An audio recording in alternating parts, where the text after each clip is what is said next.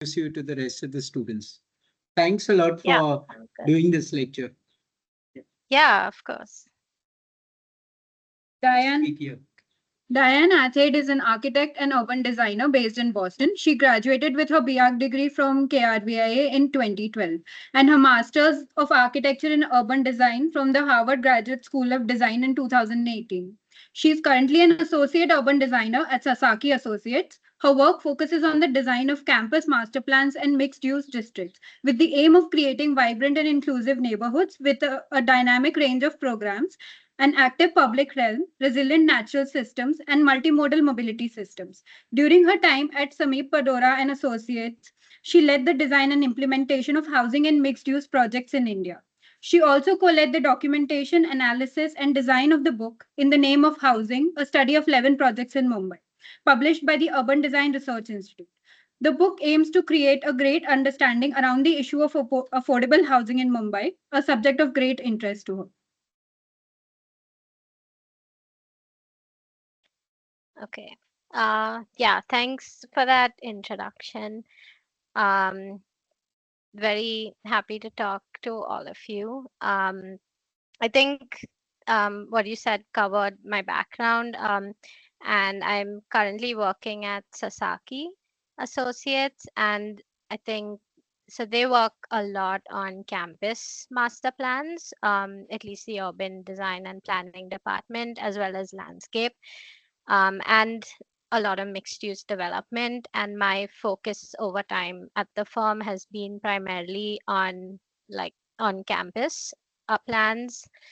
We call them framework plans, which is like campuses here in the United States are um, kind of create these like very long range framework plans in which time they grow. So they anticipate like an enrollment growth over 10 years or an enrollment decline, and accordingly hire urban designers and planners to plan for that. So if they're expecting an enrollment growth, then they calculate how many student housing beds they need, how much more academic buildings, and we plan accordingly. And if they're expecting decline in growth, which many smaller institutions are, then you need to think about downsizing. And so I'm going to go through some of those projects. I've selected 4, but it might be a lot of content, but I'll try to go through quickly. They each have a different aspect to them. So I'll try to highlight what those are specifically to each campus. And then I also have one mixed use development project, which is in Boston. And I'll go through that as well. And we can keep it pretty informal. If you have any questions in between, like feel free to stop me and ask questions. Because if we wait till the end, you might kind of forget what we are talking about in between. So yeah. So this is basically what I want to talk about today, the campus framework plans, mixed use developments, and then we can have a discussion.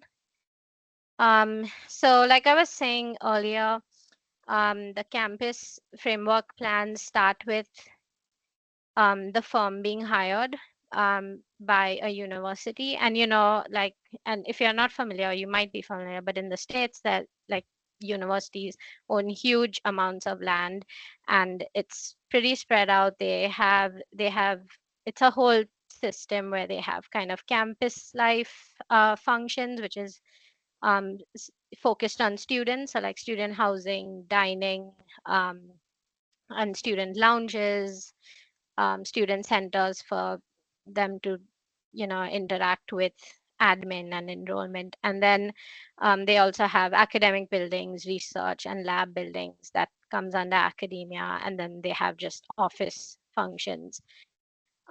So initially we go into the campus and like do analysis, and I think this is not just particular to campuses. It really could apply anywhere. We look at the context, we do a site analysis. Another thing that we do a lot at Sasaki is engagement. So we kind of interact with students, and I'll show you what that looks like visually.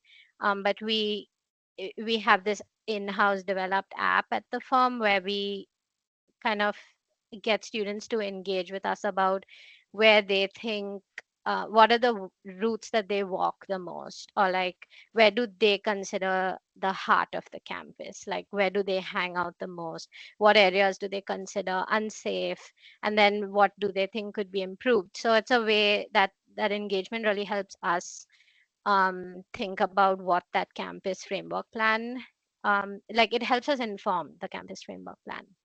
And then phase two is generally when we get into concept and design. So we first get into like planning principles, and those are less design, more urban planning. So that's something we talk about with the campus has its own planning team, and we talk about like inclusivity. That might be one of their principles. Then like thinking about decarbonization. That's really something that's up and coming now.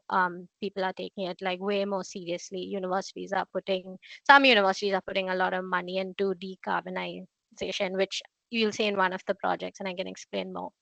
Then we look at like big ideas, which if we identify like a ecological aspect to the campus, like can we enhance that? Or if we think about mobility, like can we enhance the pedestrian experience? Can we consolidate academic? Those are like these big ideas which don't get too specific, but we kind of diagram those out after talking with um, the campus planning team and talking with students.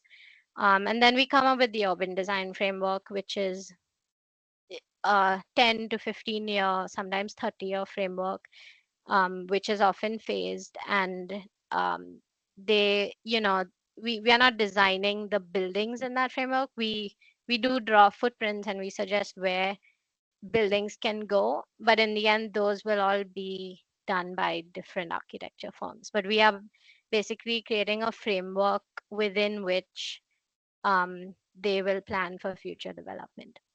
And then that includes like mobility. Do some of the roads, like in the US, like, you know, a lot of campuses are obsessed with parking, and and they have so much land here. So you just get endless like acres of surface parking, which is just terrible climate wise, but it's also like not efficient use of land.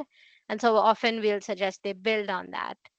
But then you need to think about, okay, can we build a garage, and can we build underground parking, and then can we convert some of these roads, like you don't need so many roads, can we either make them instead of 4 lane into 2 lane, can we convert some of them into like pedestrian only? So that's mobility. And then landscape is just enhancing, I think, what already exists, and also like creating more open space, more green space, but right sized so that it's not huge, but like it works within that campus scale. And then phase three is master plan development, where it's really more about refining. So we get into 3D, we do sun studies, and get more into the detail of it. So the first campus I'll talk about is actually one that recently got approved, which is in Denver, Colorado. And this one will have a little bit more of the analysis, but in the others, I'm gonna like skip through really quickly. But this is just to give you an idea of like the kind of analysis we do. So this campus is sort of sandwiched between downtown Denver, and this is somewhat in the Midwest United States. It's sandwiched between highways and downtown Denver, two creeks, and then a like very, very residential neighborhood and some industrial. So it's like at an interesting intersection. Um, and then we looked briefly at like the history and culture of the place. Um, Initially, it had these two really major water bodies on either side, and it was also like a primarily residential neighborhood. Then as industry came in and as the water bodies started to shrink, there was more flooding in that region, and gradually residents moved out. There were two major floods, and then eventually that got bought by the Colorado State University, and they made that into university land, and this is what it is today. Then we kind of look at some of the old maps, which is really interesting of how what kind of grid existed. And now, of course, the grid has sort of dissipated. But um, we looked at some of like the old plans, which I think that we get a lot of clues about the site from looking at older plans. But it was like a really tightly knit community before it got industrialized and before rails came in and the creeks kind of became much smaller. And then eventually it became this, which when all the residents moved out and there was this became university land. It's one university, but there are three campuses on it, three educational institutions that share it, and it's primarily like parking on one side of it. And then we also do studies at a more regional scale just to see uh, just what the context is like and what the demographics are like. So the population density, then uh, like getting more into the demographics of race and ethnicity around the campus, and then income levels, what the zoning is like that exists. So here you can kind of tell how it's like pretty much industrial to the south. Then you have like downtown mixed use district, and then more residential to the west. And then something we did here too was because this campus is in such the condition is like very urban, but it's also kind of sandwiched between the city and like very low density housing. We looked at like what those edges were like, and on like one side it has a creek which is between a really major boulevard.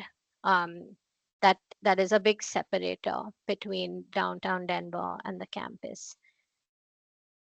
And then on one side you have this like really major road,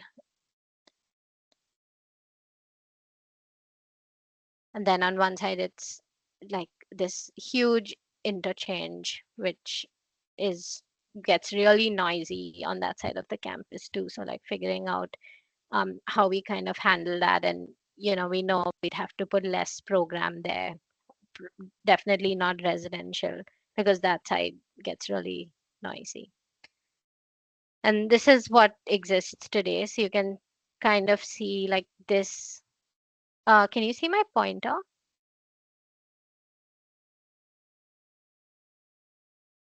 So this is kind of what exists today, which is Yes, we can see your pointer.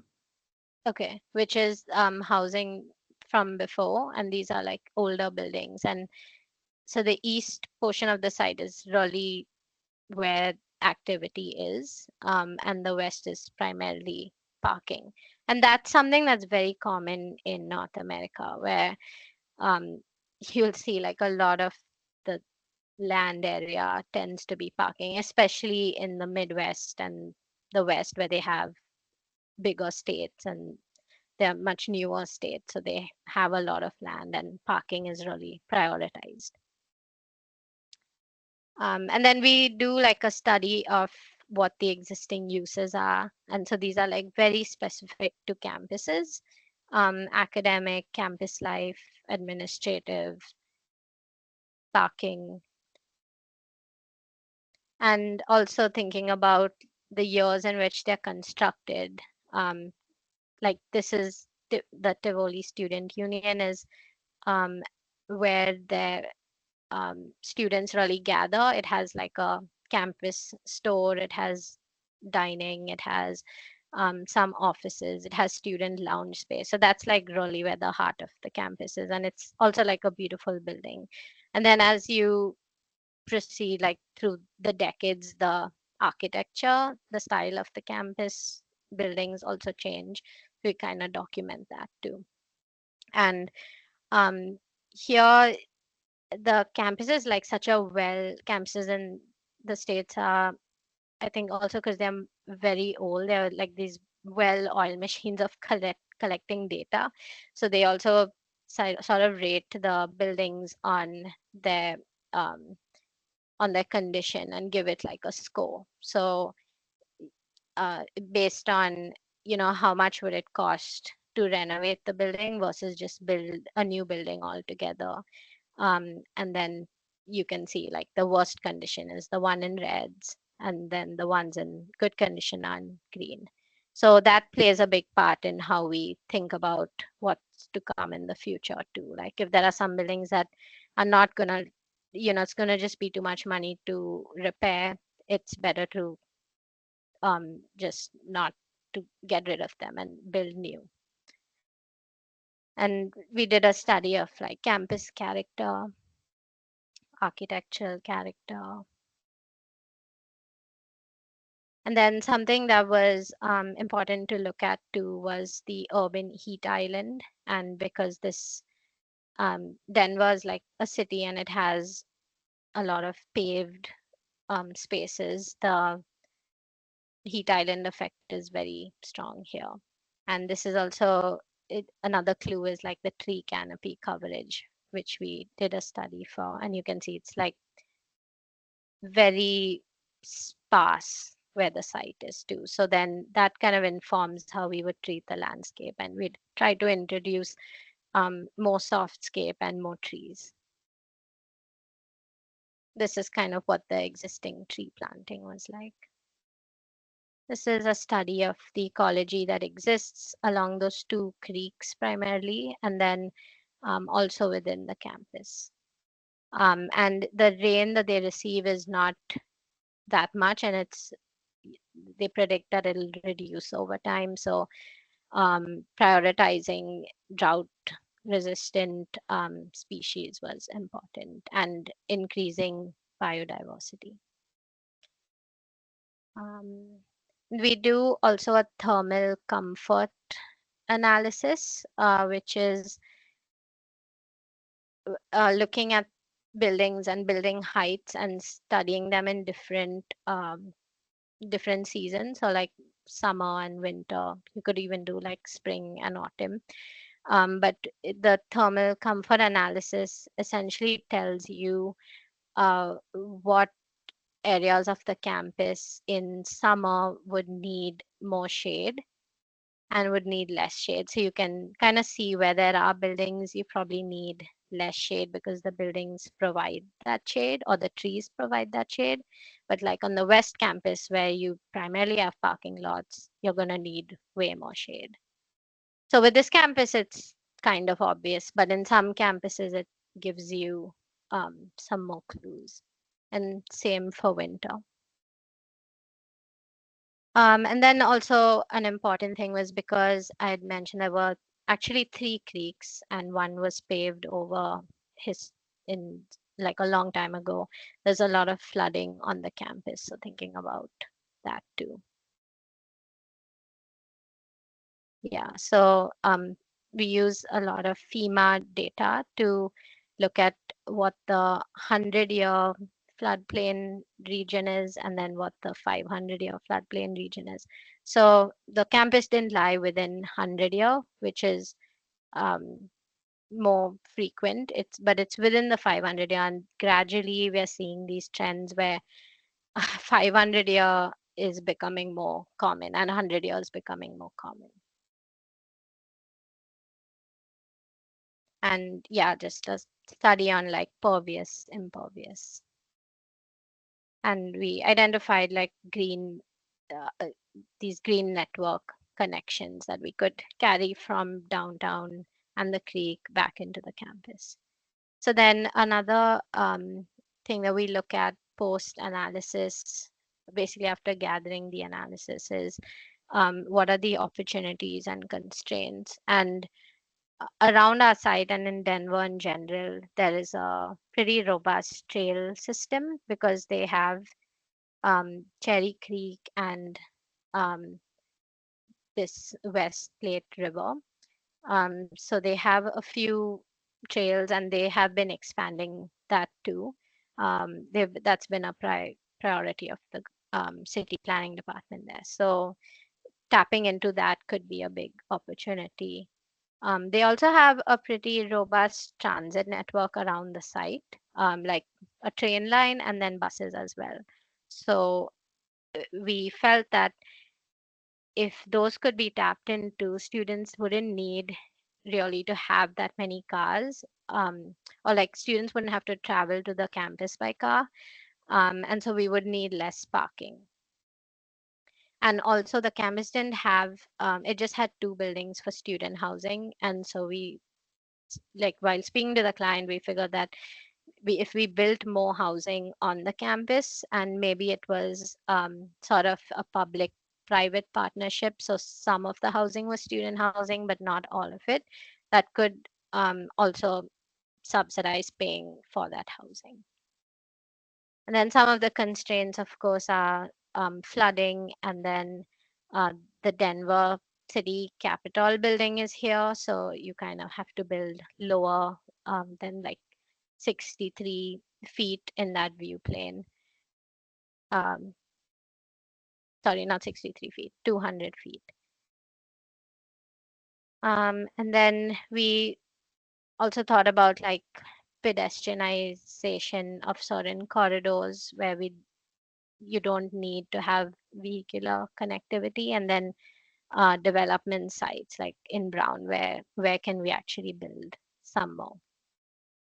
And then potential landscape strategies. And then these are, I was mentioning principles before, so they are not exactly um, like physical uh, designs on the campus. They're more about like ideas. So, or like what the campus would want to prioritize.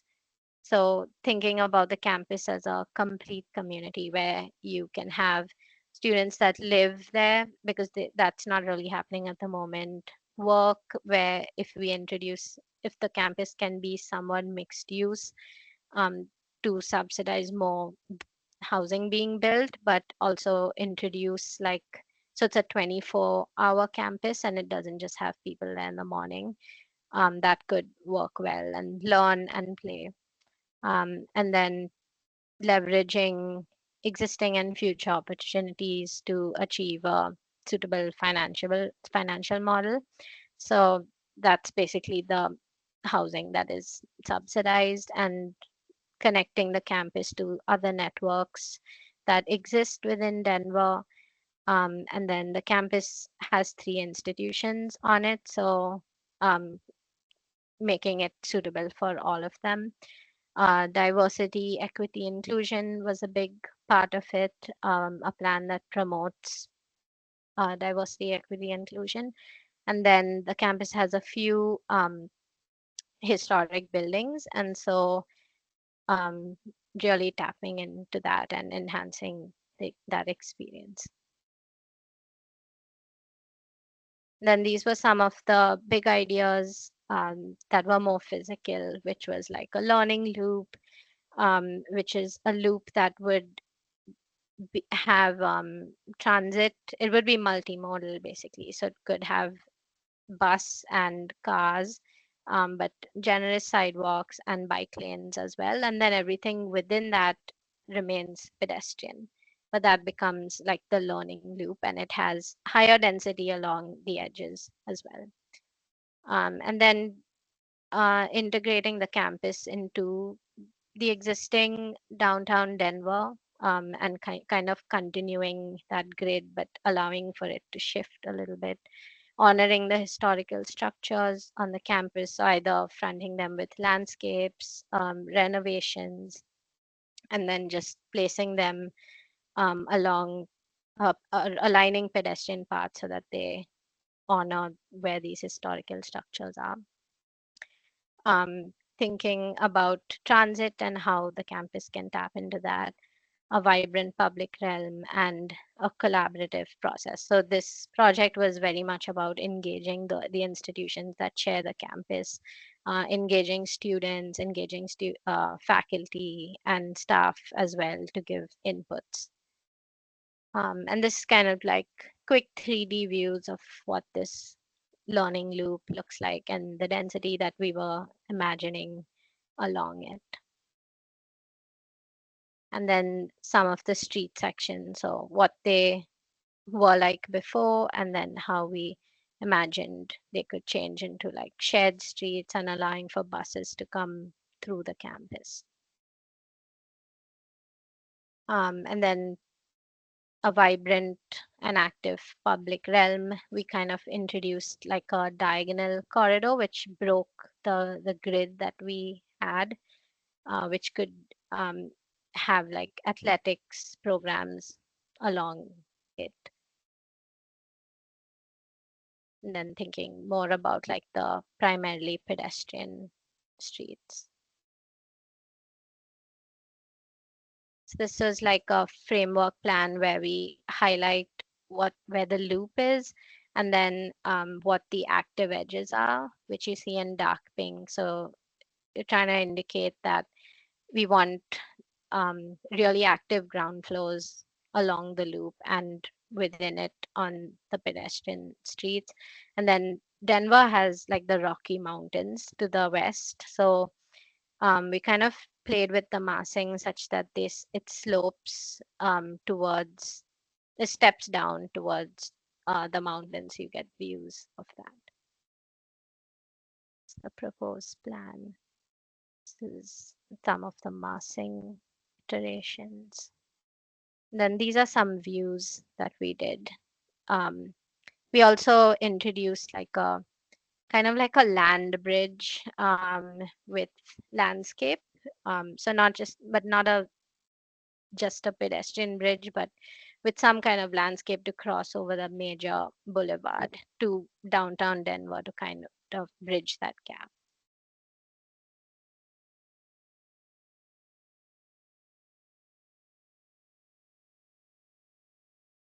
These are just talking about like the pedestrian experiences. And then a ground floor plan to show the kind of programs we were imagining along the learning loop. So the next project I'm going to talk about is University of Minnesota Duluth. So this project is a little different in that it's a university with uh, where the enrollment is not expected to grow very much. It's kind of steady, but so there aren't many new buildings because it's unlikely that they will have that much funding to build new buildings, and there's probably no need for it because if enrollment's going to stay steady. But they wanted to also do a climate action plan. So that's a plan in which the university looks to um, decarbonize, which means that um, the way electricity is generated, they would want to look at more sustainable ways of doing it. So currently, if they depend mostly on coal, they try to move away from that more to like wind or to geothermal and solar. And in Minnesota, it gets really, really cold in the winter, and winter is like 8 months of the year. So it's like negative 20 degrees for a lot of that time. So heating is really the major load on the system. So besides a campus plan, climate action was a big one. So we had consultants that we worked with on this, but we had to kind of get the two to work together. So we had like a planning framework where we look at the campus planning aspects of it, but also like the energy and emissions. And we were three firms that worked together on this. We did some engagement here as well. So like you can kind of see, of course, everyone is not responding, but this is the total number of responses we got. And then we looked at like 60% of them were students. And this is just like a dashboard of that. And then I think one of the questions was like what their concerns are about climate change on the campus and what do the students consider as important climate action measures. So I think that just helps us think about um, how to how to do the framework plan and what's important to the people that actually use it. So this is kind of where it's located, the main campus, and then it has smaller satellite campuses. It's on a big lake, Superior. And you can see it's not very dense. It's primarily concentrated here, and all of the buildings are linked together. It's like a very different campus from the one you just saw, because it's so cold for most of the year that you don't want to step outside at all. So all of the buildings are linked, and even though they are on different levels, because this is a site with a lot of topography, they are connected even vertically.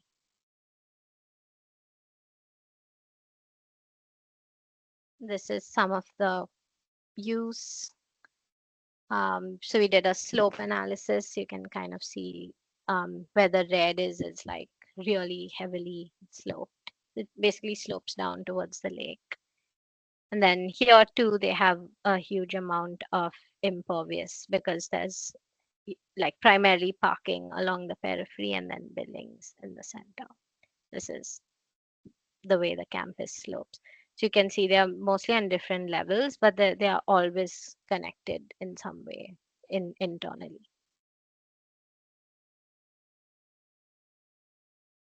So this is so the state of Minnesota in which this campus is located. This is kind of their goal, so that by 2050 they rely almost 0% on coal to for their electricity generation, and they move more towards wind, which is really high, because that those are like just plains. There's not too much of mountain region there, so they get really high wind, and solar is a big one too.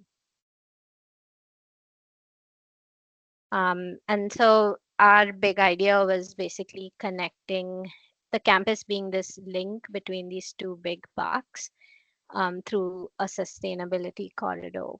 And we imagine that as having transit, uh, like campus shuttles that go through the campus, as well as some green space to reduce the amount of impervious, and that can be programmed outdoor green space.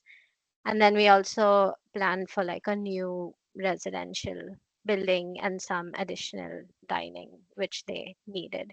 And some others were that we wanted to reforest some of the periphery of the campus. There used to be a lot of trees, and they were removed over time for more parking, and also consolidate their athletics and recreation, which is a big deal on that campus as well.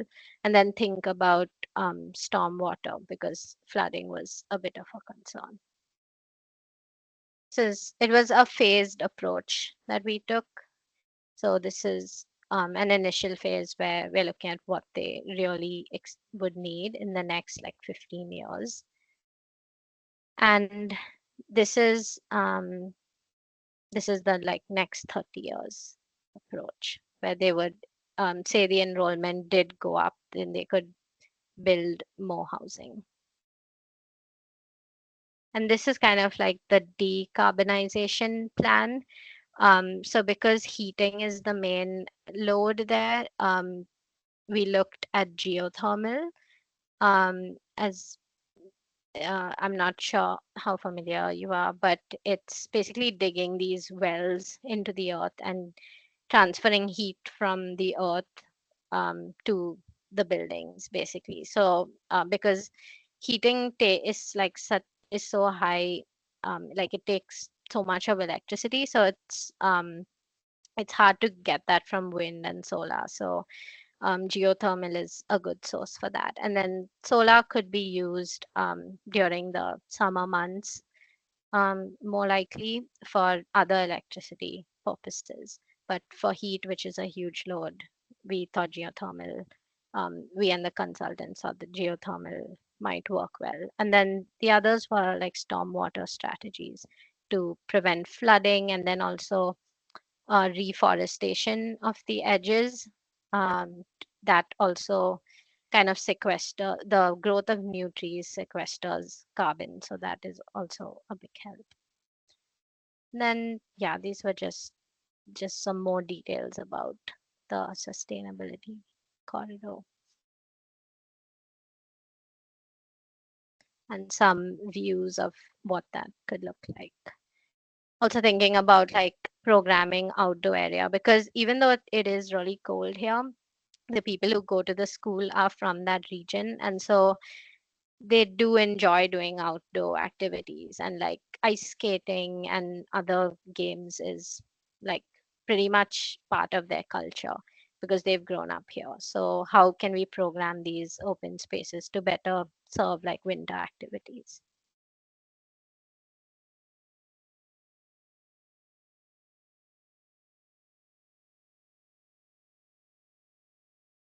This was planning their athletics and recreation and how they can be connected through better pedestrian walkways and um, growing more trees as well to reforest that edge. I'll go through this quickly. This was UC Berkeley that we did in 21. Um, so this campus it was experiencing like a big growth in enrollment, and they wanted to, I think, focus on the landscape aspect. They have a creek going through the site, and they wanted to enhance the ecology and um, basically enhance the landscape along that creek to prevent flooding, also more growth of trees. And then they wanted to build a lot more student life buildings and academic buildings, mostly along the edges. With this campus too, it was interesting because this was like bang in the middle of COVID. When we were really working on it was in 2020. And so we could not do engagement as we normally would with students in person. And so we created a website on which we put up these ideas, and students could kind of vote on them and like look at each of the big ideas and put pins on what they really liked and add comments on why they liked it. So that was like a fun exercise that we had to adapt because of the restrictions, but it worked out well. So what the existing uses are like, you can see primarily academic, and then the proposed academic in dark blue, and then proposed student life. So that's like recreation, indoor sports, dining, housing. And then we created a landscape framework and mobility. So thinking about like accessibility was a big one on this campus, as well as enhancing like the gateway experiences, because initially I think a lot of it was parking lots or just open space, but by adding buildings and some density to the edges, we and new quads, we tried to enhance what those gateway moments into the campus were like. And then these are some typologies of streets and open spaces that we were thinking about. These are like some of the big ideas. So there's a central glade that they have on the campus. Initially, there used to be a big tower on this site, but um, we wanted to enhance that experience of like entering the campus from here and looking all the way up. And so we proposed that that tower be removed, and we kind of sink this building, which is just 2 to 3 floors below, and you have like landscape over that.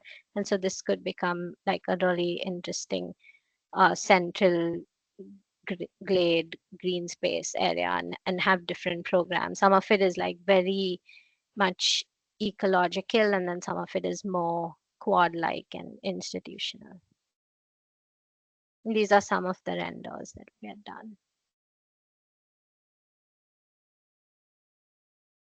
And then Virginia Tech Innovation Campus. So the main Virginia Tech campus, we're also worked on that, but I'm not going to talk about that one. This was interesting, I thought, because because like Amazon was going to move to Washington DC, or rather close to Washington DC. um, Virginia Tech wanted to build like a smaller campus, which was more focused on innovation, close to where the new Amazon headquarters was going to be. Um, and so this was the site that they chose, and it would have like computer engineering, computer science, and more tech related. And this is where Washington, DC is, where like the White House and Capitol are. So it's like pretty close. It's well connected to transit.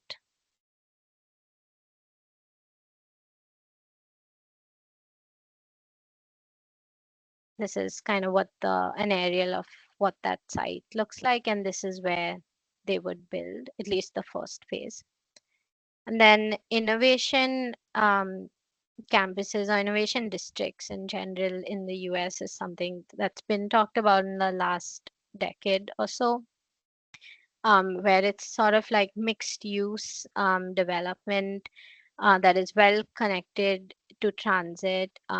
It has like co-working spaces, and it has also, it could be like biotech labs or computer labs, and it includes cafes and restaurants, and it could also include like housing on the upper level. So it's basically mixed use with co-working spaces that encourages like interaction between people. And this is sort of what they were imagining too. So it wouldn't just be academic, but it would be on the, at least the ground levels would be open to the public. So these are the initial diagrams that we had done, where you'd have like a plaza space between the first three buildings that got built, which would be primarily academic, and then there'd be an innovation building that came later on. But the ground floors were essentially open to the public with like um, co-working spaces. And the idea is to encourage interaction between students and people working in tech in the area. Then we worked on the master plan, and now this building, which is the one that's pointed to, is, I think it's being constructed, like it's in development. This is the kind of section that we had imagined, and the architects have kind of taken that forward too. And then we're going to talk about the mixed use development, which is the last project I'm going to go through, which is in Boston, and that's in being constructed as well. This was really interesting to work on because it was many consultants. We were working on the master plan. There was James Connor, field operations, the landscape architects who were working on the public realm part of it. We had someone working on civil. Sustainability was a big part of it because flooding is a huge issue here. Um, and then we had a different architect for each of the buildings on this site. And this was really interesting too because they have these two turbine halls. This was a site that used to generate electricity to South Boston essentially, and now those buildings aren't used anymore, but they are like really beautiful buildings, and the client and we wanted them to be preserved, but they would have to be adapted for different uses now. This is where the site was. At the moment, it's light industrial around there, and then a residential neighborhood. And this used to be like a shipping yard, and they still have like one of the cranes that exist there.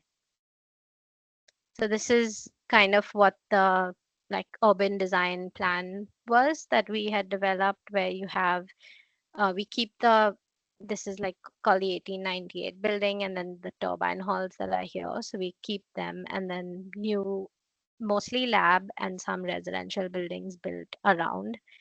And then we think about two corridors through the site. One is called Turbine Alley, which is a much narrower corridor, and is more paved and is more like a pass through the site. And then you have this larger corridor access to the waterfront, which has more of green spaces along it. So this was phase one, where we would renovate the turbine halls with civic and retail uses, and some lab. And then the block D and block F were going to be lab buildings that are built next. And it all with the phases, we're also showing what parts of the landscape would be developed. Then develop the internal roadways. We had to reconfigure the streets too, and we worked very closely with the Boston Planning Department on this project. They were very much involved and um, reviewing the design decisions. And then these are the future phases that will happen after all of these are built. So this was a really interesting project because the turbine halls were also connected here. So we had to think about how you can kind of take this road through the site and pass through the turbine halls. And then what do those turbine halls actually become? And then we had to also think about the site edges. What does it look like from the street? This is what exists right now. The boiler building is going to go. It's basically just these two that stay.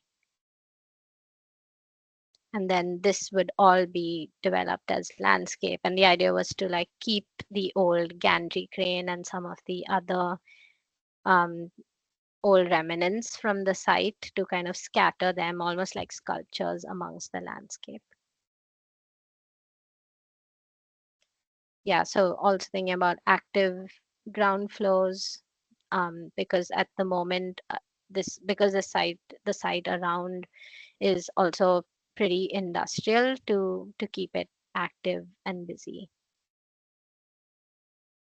It's like a phase, like an interim condition where we could have a plaza that has retail incubators or like a beer garden or food trucks in the interim period. And then after phase one is complete, in phase two, a residential building gets built there.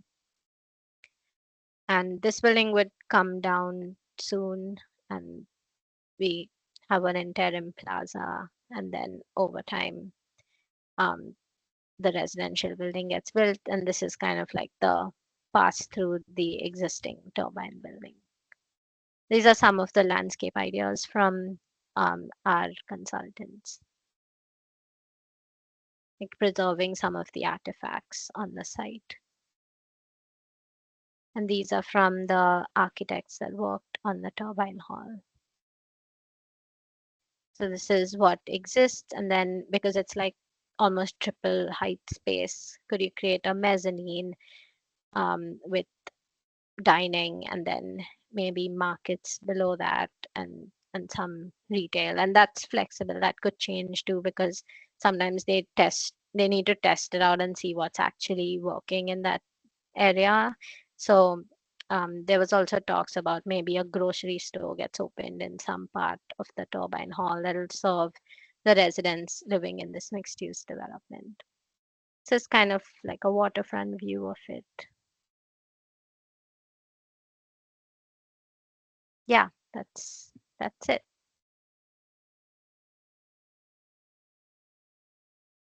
Thanks, Diane.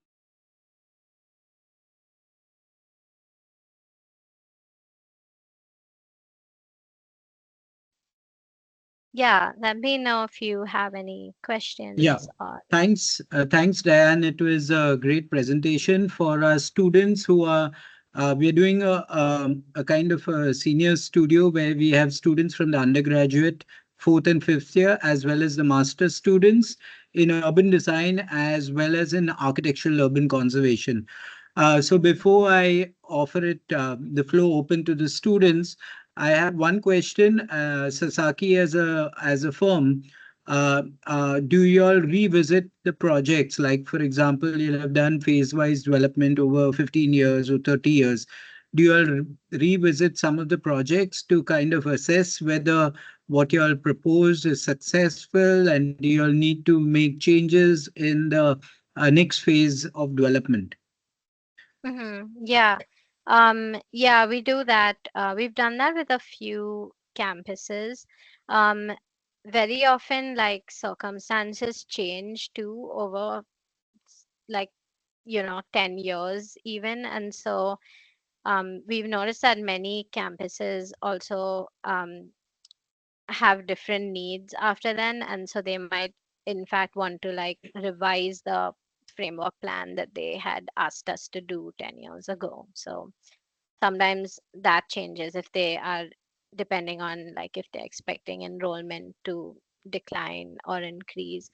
And i think um I think there's also like this um I think we learn from the projects too, like over time, what works, what doesn't work, in terms of landscape too. Like certain open spaces are used more than others, like how you can think about scale of open spaces, and even like the kind of lab spaces that we produce. Sometimes those change, like the different kind of academic and lab that we think of. um, so yeah, I think we do revisit them, and also looking at other projects that have been done, and as trends change over time, I think it's helpful. Okay, thanks. Any student questions? Paul? Paul is also here, so he's taking the studio. She can't hear you because you'll have to come here. There's no mic. You'll have to come here.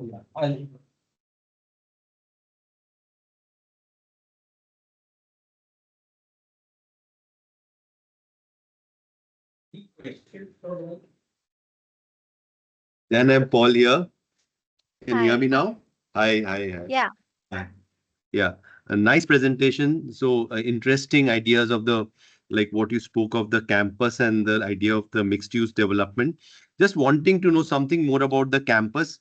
Like first of all, the campus like a entity which looks internally.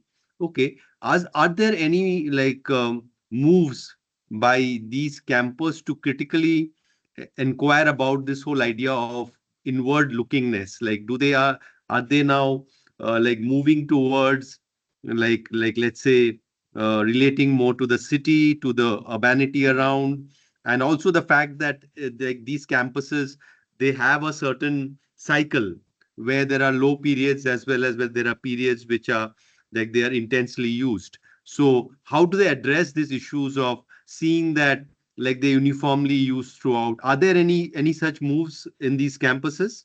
Because I know that you have been looking at campuses for a long time. Okay. So Mhm. are there changes in this understanding of the campus environment? Yeah, I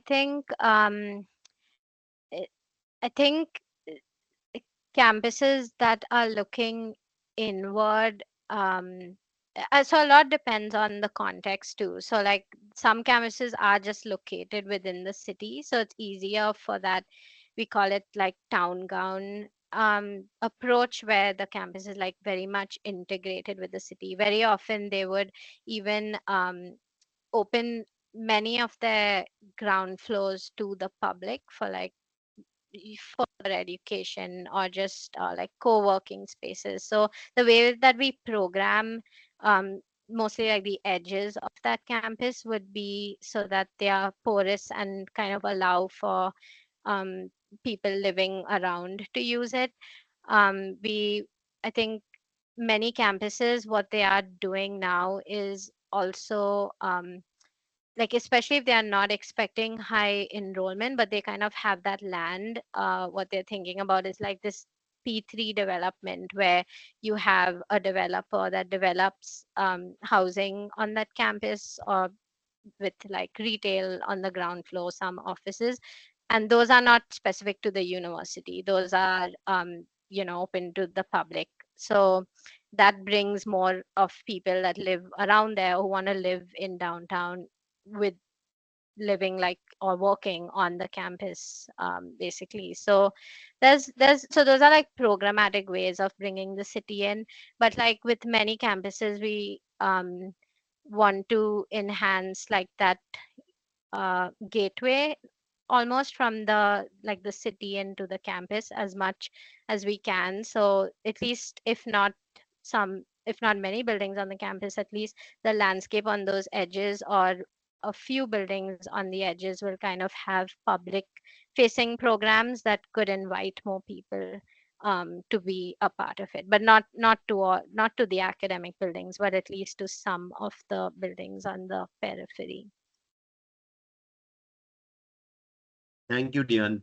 There are questions, more questions by students now.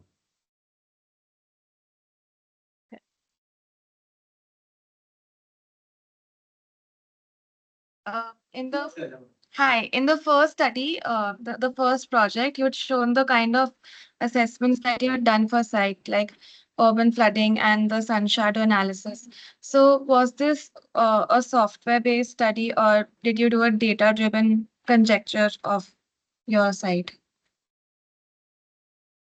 Yeah, so it's a tool that we developed in-house for sun shadow studies. Like in within the firm, we have a few people that work on like these kind of tools that we can use to inform building heights and inform density and building footprints.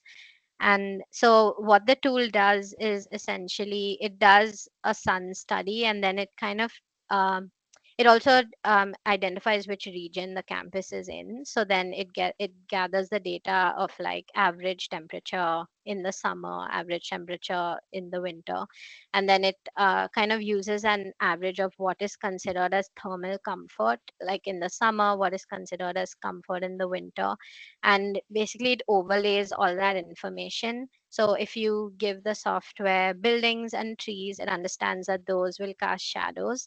Those will cast shadows in the summer, but those will also prevent or like shade you from strong winds in the winter, which is equally as important. So it kind of overlays all that data to create like a thermal comfort diagram. So it's not a it's not a shadow study, it's a thermal comfort. It's sort of taking information of shadows at a certain time and place, and um, sort of advancing it one more step to just directly tell you which are the regions that will require shading in the summer and which are the regions that will require more enclosure in the winter. And we Okay, get and this the urban. information from GIS. Yeah, a lot of it is from GIS. Okay, thank you. Something. Are there any other questions? Here's your chance. Yeah. Okay, I think, yeah, that's it. Diane, thanks for this lovely presentation with fantastic drawings and diagrams, especially for urban design. I think it is definitely helpful even for the senior students as they embark on their thesis program to kind of understand the urban issues which are there.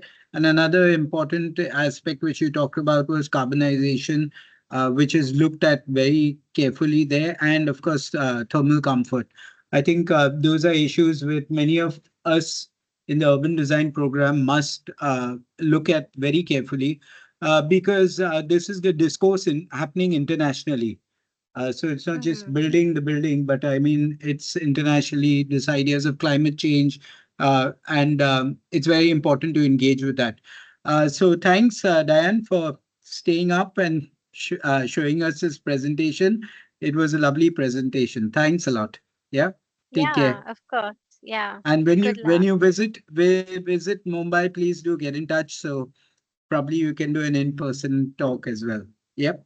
Yeah, sure, for sure. Yeah. Thank Thanks for you. inviting Bye me. bye. Yeah. No Bye. issue. Bye bye. Take care. Bye.